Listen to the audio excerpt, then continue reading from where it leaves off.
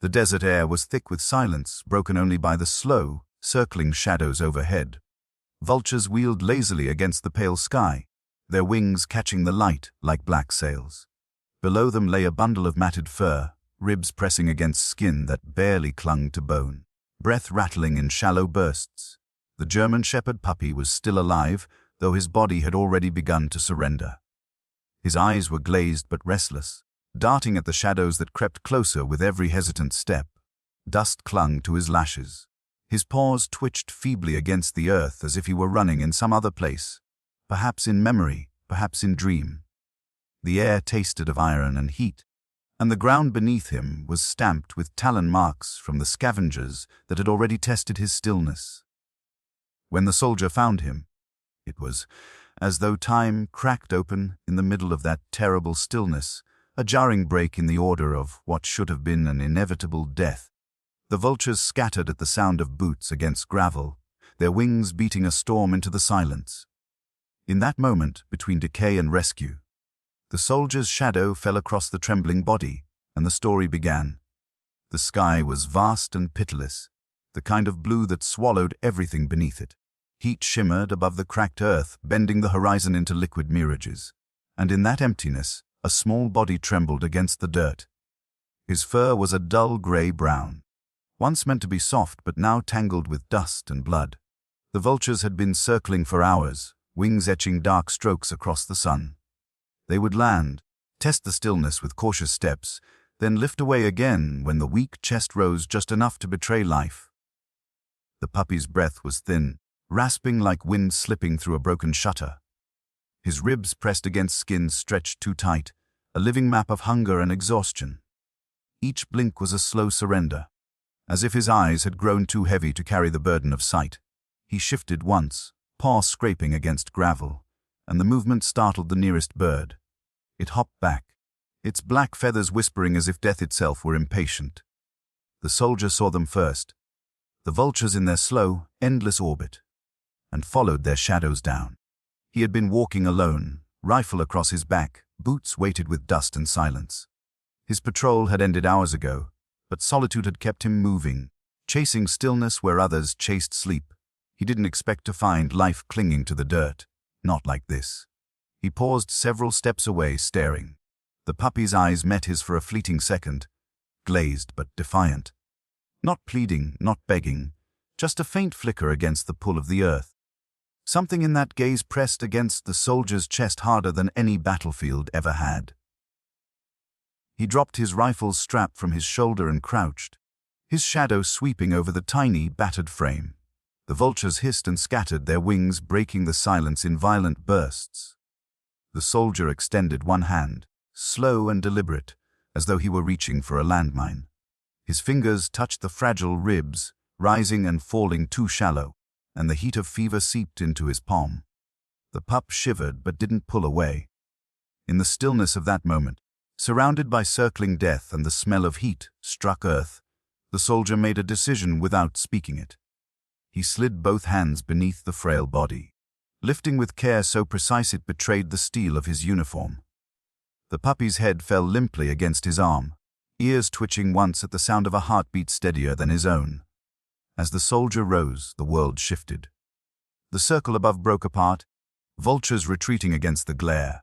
Dust rose in swirls around his boots, the sound of each step echoing louder than it should have.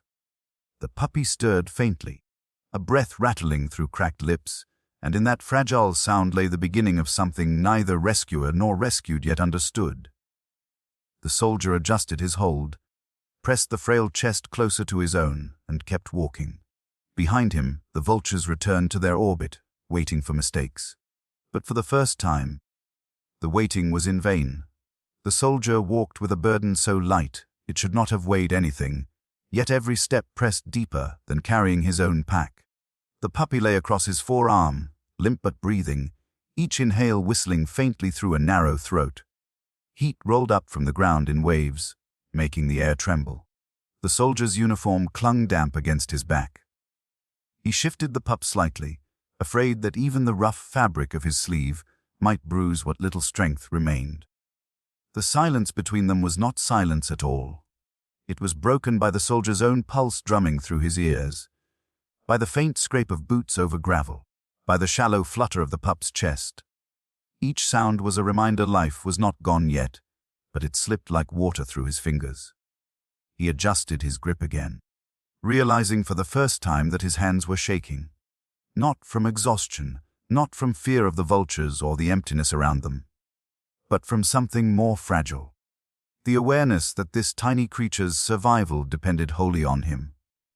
He thought about how steady those same hands had been when he patched wounds on comrades, when he fired in darkness, when he held the weight of responsibility in places where failure meant death. Yet now, with no gunfire, no shouting, no blood but that of one small pup crusted along its fur, he felt his fingers tremble uncontrollably. He clenched them hard around the fragile body, whispering inwardly that this was no time for weakness. The sun dragged lower, shadows stretching long and thin across the broken landscape. The soldier searched for shade, a scrap of cover where he could set the pup down and gather himself. At last he found the charred skeleton of a tree, long dead but still standing like a blackened sentinel. Beneath it, the ground was cool enough to sit. He slid down slowly, lowering the pup onto his lap. The animal stirred faintly. Its paw moved, pressing weakly against the soldier's thigh, claws catching on the fabric. The gesture was so small, yet it struck him with the force of memory. He saw another hand in his mind, smaller, human, reaching for his once through hospital sheets years before. His younger brother, sick in a bed where machines hummed like distant insects. A boy's hand that grew colder each day until it stopped reaching altogether. The soldier swallowed hard, shaking his head, forcing the memory back. He dipped his canteen, unscrewed the cap, and let a single drop of water fall against the puppy's dry tongue. The tiny pink muscle twitched. Another drop, then another, until the pup swallowed faintly, his throat convulsing like it had forgotten how. Relief surged, though it was fleeting, fragile. He knew water alone wouldn't be enough.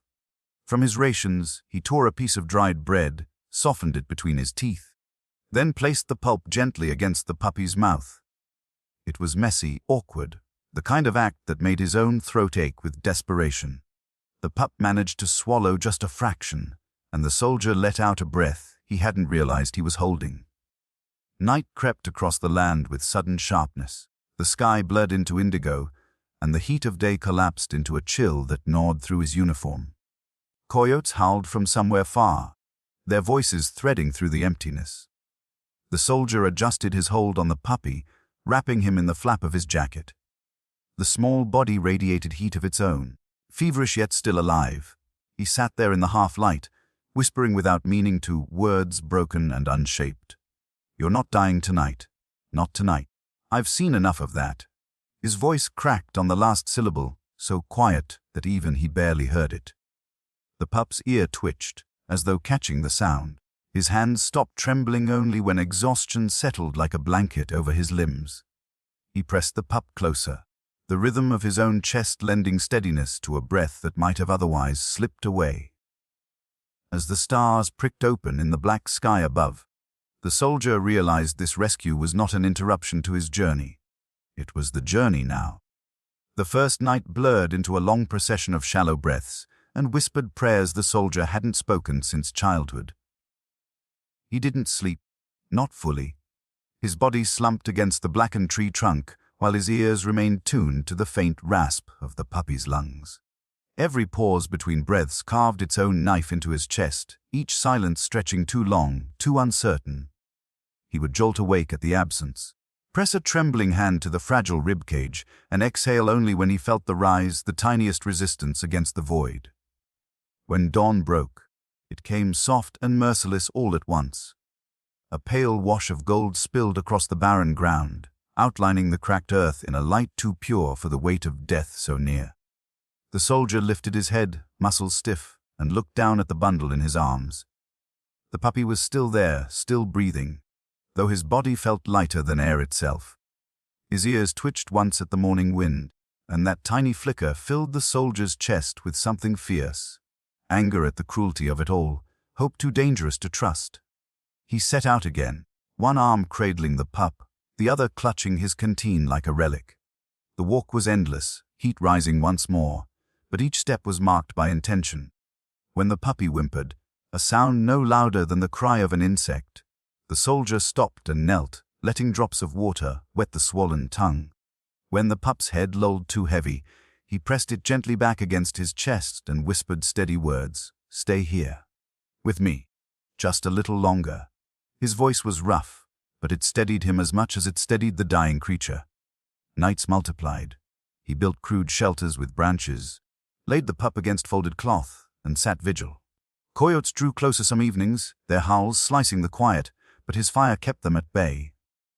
The vultures returned too, black silhouettes etched across twilight skies, always waiting. He hated their patience, hated the way their wings dipped low as though they smelled inevitability. "Not for him?" the soldier muttered, staring up at them with clenched fists. "Not for him." On the third night, the puppy's breathing faltered so badly the soldier thought it was over. He pressed his ear against the frail chest, waiting for a beat that wouldn't come. Then, at the edge of despair, a weak thump broke through. He felt his own eyes burn, tears slipping into the dirt streaking his face. He rocked the pup instinctively, as though movement alone could tether life to the body. "Don't leave me," he said into the darkness, his voice breaking open like something raw and unguarded. "I've buried too many."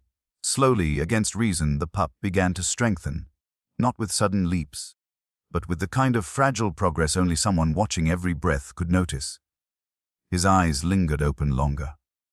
His tongue flicked more eagerly at drops of water. One morning, the soldier woke to find the pup's paw pressed firmly against his chest, not twitching but holding. That small gesture broke something in him. He laughed, a cracked, startled sound that hadn't left his throat in years. The days became less about survival and more about rhythm.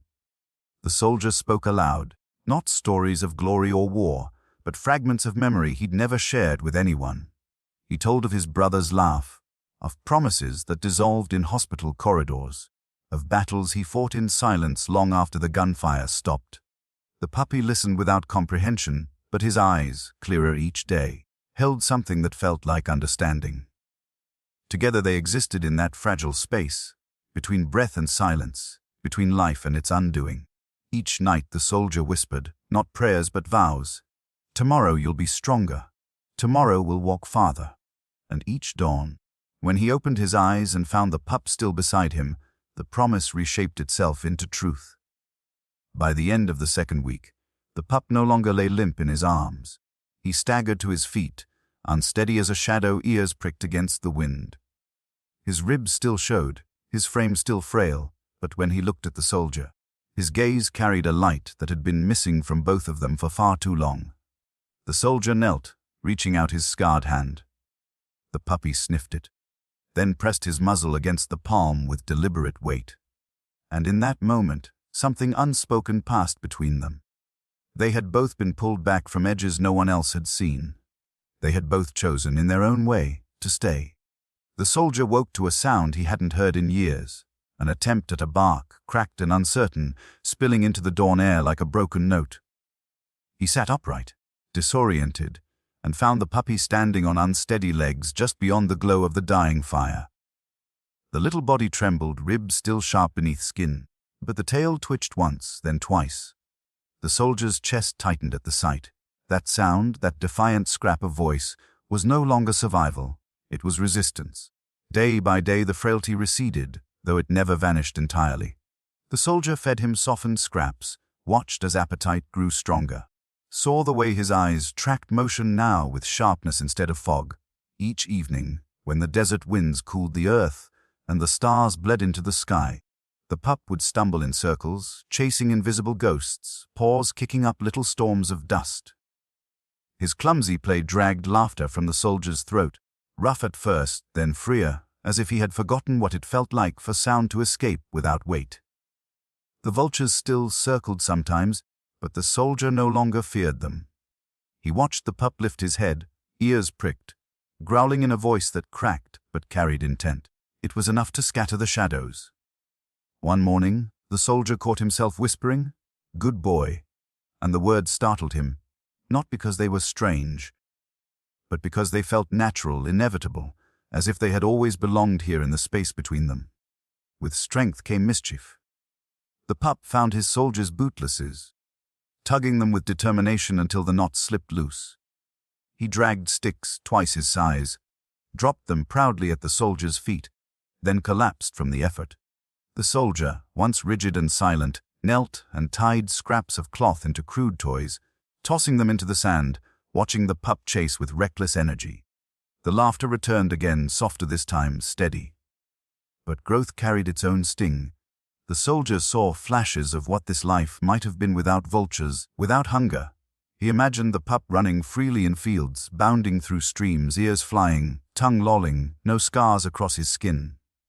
The vision cut deep, a reminder that rescue never erased the past. Yet, when he looked at the dog standing proud, despite the weight of his beginning, the ache softened into something else: respect. The first true bark came at dusk. They were camped near a ridge, the air sharp with the smell of rain not yet fallen. Coyotes called from below, their howls weaving into the dark. The pup stiffened, lifted his head, and let out a sound raw and unpracticed but strong enough to echo back from the stone. The soldier froze. That bark, thin as it was, held the shape of defiance, of a creature claiming his place in a world that had once tried to erase him. The soldier felt the corners of his mouth pull upward, almost against his will. "That's it," he murmured, voice low but thick with something he hadn't allowed himself to feel in years. Pride, relief, belonging. The pup barked again, stumbling, tripping over his own paws, then sat with ears high, chest heaving as if to say, "I am here. I am alive." For the first time, the soldier didn't see vultures overhead. He didn't see death circling, patient and waiting. He saw the horizon stretching long and gold before them, the promise of more nights, more barks, more steps forward. The howl of coyotes drifted on, but it no longer sounded like a threat. It sounded like a chorus, and within it, the soldier heard something that shook him to his core: hope. He reached down, pressing his palm to the pup's head, fingers sinking into fur that had begun to thicken, softening where bones once jutted harsh. The pup leaned into it, eyes half closed, a low rumble of trust vibrating from his chest. The soldier tilted his head back, breathing the night air as if for the first time. For so long, every breath had been survival. Tonight, it felt like living. Dusk settled like ash across the horizon, dimming the sky to bruised violet. The soldier sat on a flat stone. The pup at his feet, now larger, steadier, his fur filling out into the noble lines of a shepherd. They had walked together for weeks now, tracing valleys and ridges where silence pressed like a second skin. The bond between them had grown not with sudden gestures, but through a rhythm of small things, the pup's head resting against his knee during restless nights. The soldier's hand reaching down without thought, fingers finding fur as naturally as breath. Yet inside the soldier, shadows still moved. Some nights he would wake from dreams not of gunfire, but of the boy's hand he had once held, his brother, slipping colder each day until it lay still. He never spoke of it aloud, but the memory pulsed through every act of rescue. Through every drop of water and every torn scrap of bread, he had pressed against a dying tongue. Saving the pup had not erased that loss, it had thrown it into sharper relief. The storm came suddenly, a desert storm that cracked the sky in violent light. Thunder rolled across the emptiness, and the pup pressed against the soldier's side, ears flat, trembling. The soldier wrapped his arms around him, holding firm as rain pelted down in sheets, drenching them both until earth turned to mud beneath their boots. The pup whimpered once, then lifted his head, staring at the lightning. A growl vibrated from his chest, surprising even him. The soldier felt laughter rise unbidden, swallowed by the roar of the storm. "That's right," he said, voice breaking through rain. "You tell it you're not afraid." When morning came, the world was washed clean. Puddles shone like fragments of sky on the ground, and the air carried the raw scent of renewal. The soldier sat with the pup beside him, both of them soaked and weary, watching the horizon burn gold with dawn. He felt the weight in his chest shift, not vanish, but loosen. The grief he carried was still there, but it no longer suffocated. The pup leaned against him, breathing steady, and in that rhythm he heard an answer: not everything was meant to be saved, but sometimes saving what you could was enough. That evening, as the sun bled out over the desert, the pup stood tall beside him, ears sharp, gaze following the last traces of light. The soldier watched him, saw the creature he had lifted from death's grip now standing firm, scars hidden beneath growing strength. A full bark split the quiet, bold and certain, carrying across the land where vultures once waited. The sound echoed back from the rocks, filling the space between earth and sky. The soldier closed his eyes, the weight of memory pressing gently rather than crushing. His hand found the pup's head, and for once his fingers did not tremble. He breathed deep, the desert air cool, threaded with dust and the scent of life reborn.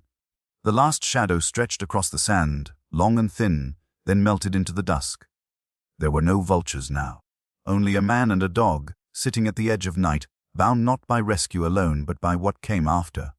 And as the light faded, the soldier whispered into the quiet, words meant for no one but the two of them.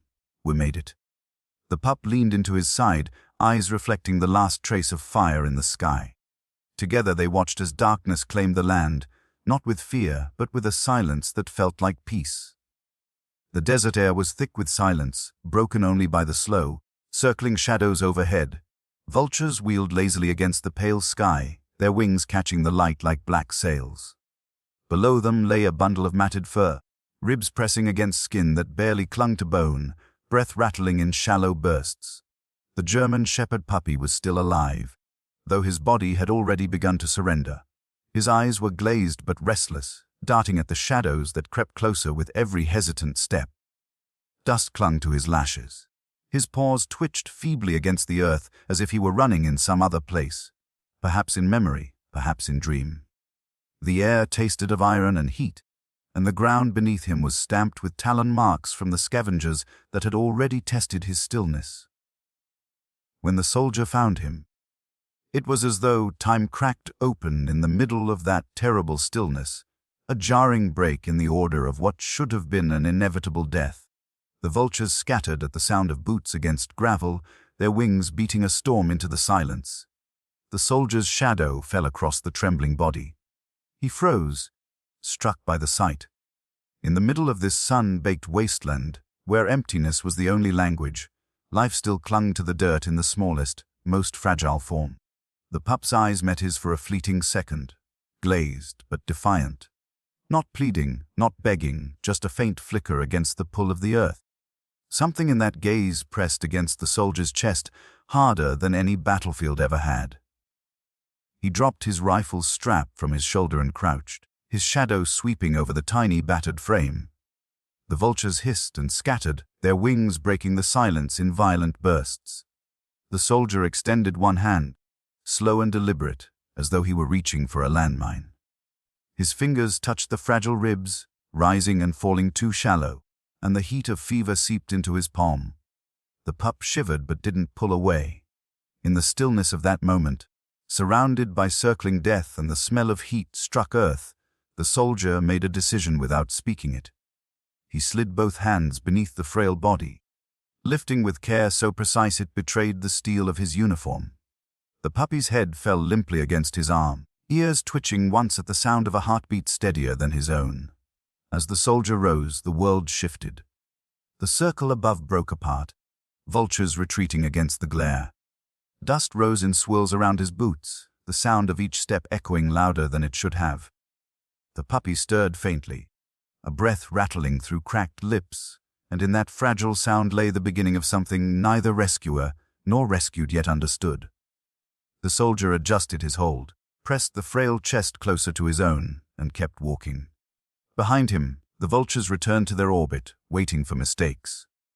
But for the first time, the waiting was in vain.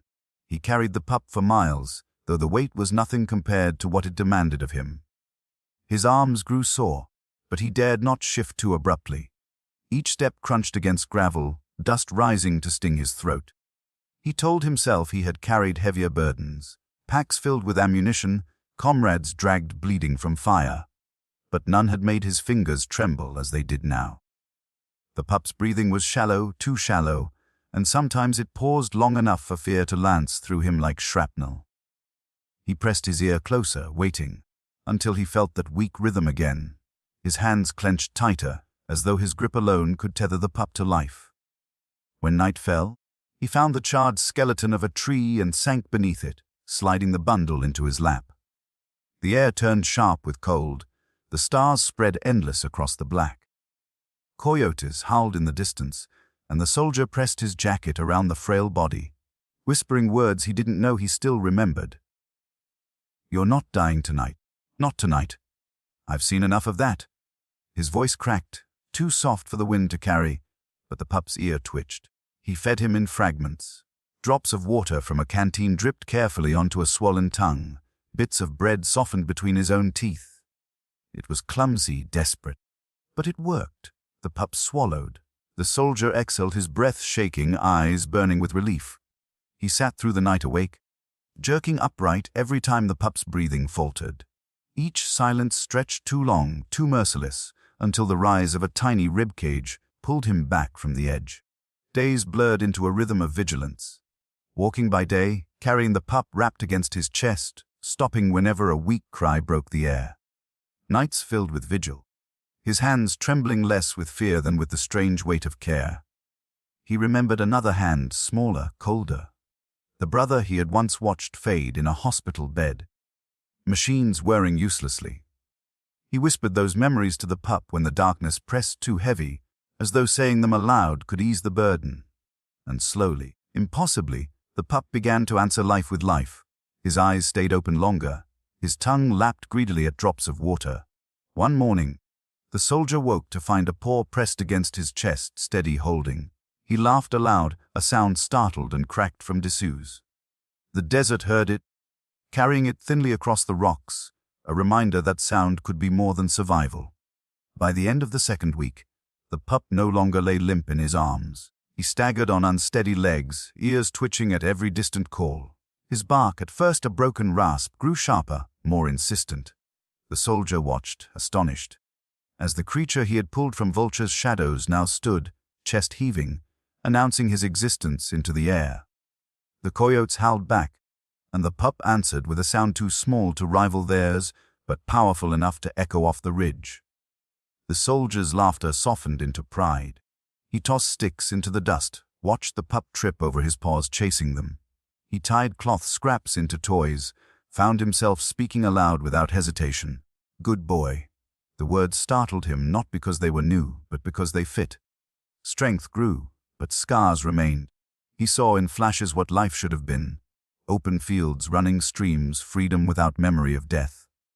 The ache of it cut deep, but when he looked into the pup's steady eyes, he found something stronger than ache, respect. The storm came suddenly.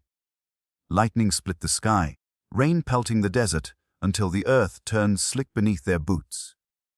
The pup pressed into his side, trembling, and the soldier wrapped his arms around him, shielding him as thunder rolled. The animal growled at the sky, voice quaking but fierce, and the soldier laughed through the downpour. "That's right," he said, voice raw. "Tell it you're not afraid." When dawn rose, the land smelled of renewal. The soldier sat with the pup beside him, both soaked, both weary. He felt the weight in his chest shift, not vanish, but loosen, as though grief had finally made room for something else. The pup leaned against him, steady, and he realized not everything was meant to be saved. But sometimes saving one was enough. At dusk, the pup stood tall, chest filled, ears sharp. His bark rang out across the land, clear, unbroken, a declaration that he was here, alive, unclaimed by death. The soldier placed a steady hand on his head. For the first time, his fingers did not tremble. The horizon burned gold, then bled into darkness. No vultures circled now. Only a man and a dog sitting at the edge of night, bound not by rescue alone, but by what came after. The soldier whispered into the quiet words meant for no one else. Who made it? The pup leaned closer, eyes reflecting the last trace of light. Together they watched as darkness claimed the land, not with fear, but with a silence that felt like peace. The desert was behind them, though its memory never left. Weeks had carried the soldier and the pup into gentler lands where the air did not sting the lungs and the sky did not weigh so heavy. Roads threaded through valleys, streams cut silver paths across stone, and the earth smelled of growth rather than dust. Yet every step forward was measured against the first. The moment a dying creature lay beneath circling wings and a man chose not to walk past, the German shepherd grew quickly, bones filling out, thickening into a soft, mottled coat that shimmered in sunlight. His eyes, once clouded, now burned with a steady amber fire. Where he had once staggered, he now leapt, bounding beside the soldier with a strength that seemed to mock the memory of vultures waiting overhead. Children in villages reached for him, their laughter ringing in streets where life still flourished. He accepted their touch with patience, tails sweeping slow arcs across the ground, though his gaze always returned to the soldier as anchor. For the soldier, the transformation was no less stark. Silence no longer gnawed at him, it breathed with him. Where grief once coiled, there was now a presence at his side, a reminder that loss and survival could live together without cancelling each other out. At night he no longer lay awake listening for faltering breaths. Instead, he slept with a weight of fur pressed to his legs, a heartbeat steady against his own. When dreams came, dreams of his brother, of hands slipping away, they no longer ended in crushing emptiness. They ended with the nudge of a muzzle, the comfort of a life insisting on staying. One evening, as the sun lowered in molten bands of orange and red, they returned to the ridge. The soldier stood where he had once carried the pup, and the dog stood tall beside him, ears pricked against the wind. He looked up, half expecting black wings to wheel in patient circles. But the sky was empty except for swallows darting freely across the fading light. He lowered himself to the ground, pulled in a long breath, and felt the weight in his chest loosen further. The dog pressed against his knee, gaze steady. The soldier laid a hand on his head, fingers sinking into warm fur. The words left his mouth in a whisper, rough but certain, "We made it." Not as an outcry, not as defiance, but as truth. Darkness folded across the land, soft rather than cruel. The soldier leaned back, watching stars emerge one by one, the dog's presence firm against his side. They had crossed from silence into voice, from breath stolen into breath given. What began as a fight against death had become something more enduring. A bond that tethered them to life, to each other, to the promise that survival itself could be holy. The vultures were gone. What remained was two shadows cast together beneath an endless sky, waiting not for death, but for whatever came next.